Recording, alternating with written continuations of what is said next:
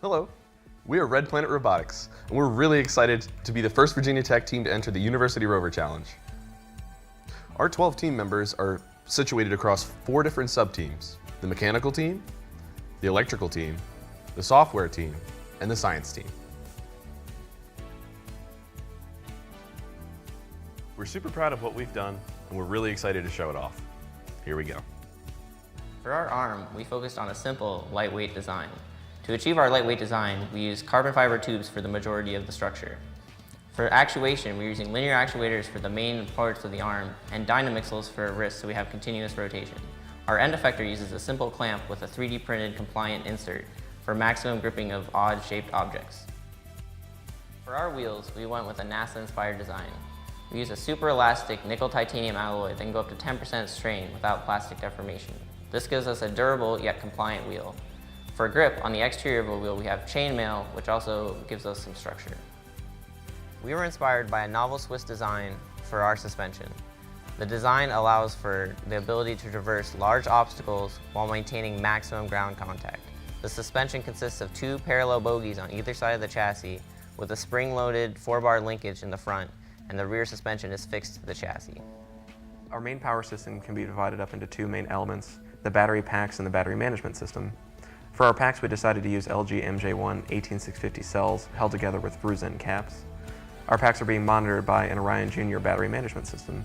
This device will gather data from voltage tap lines, thermistors, and a current sensor, and will safely monitor our pack's charge and discharge cycles.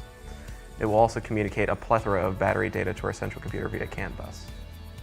We have designed and manufactured 3 printed circuit boards for use on our rover. Our first is our power board, which has 4 board mount DC to DC converters on it to power various subsystems on the robot.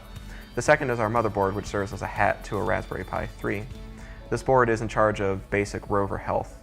It interfaces a CAN bus converter from our RPi to our battery management system. It has thermal management for hotspots on the rover, and it interfaces to our third board, the peripheral board. Our peripheral board utilizes a PIC32 microprocessor to receive data from our gas sensors and mini spectrometer. It also controls the dynamixel servers, stepper motors, and linear actuators incorporated in our arm design. The peripheral board also receives commands from a Raspberry Pi through a UART connection from the motherboard. The science package contains several environmental sensors as well as a spectrometer. The environmental and atmospheric sensors include a volatile organic compound sensor, a carbon dioxide sensor, and a UV radiation sensor. The spectrometer is a Hamamatsu mini spectrometer with a tungsten halogen light source. It can detect wavelengths into the near IR region and will be used for soil component identification.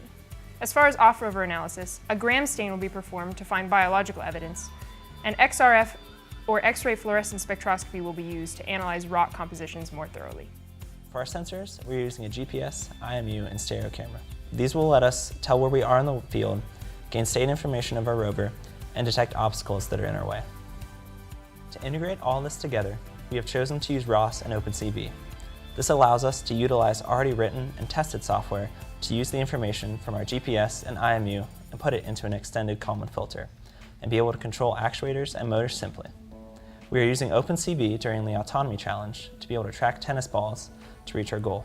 We were then able to focus on piecing together the software system as a whole.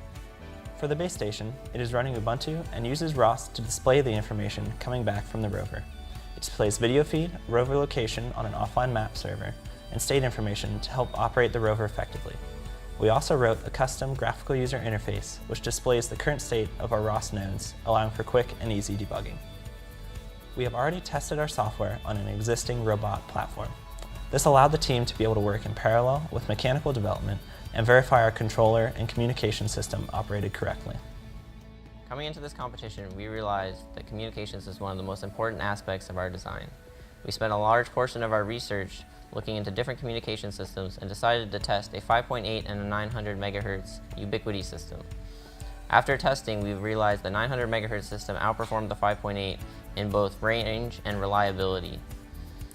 We also decided to pick circular polarized antennas for the ability to reject multipath interference when we have non-line of sight range with the rover. We'd like to thank our sponsors and our advisors for helping us get this far. We're excited to be a part of the competition. Thank you.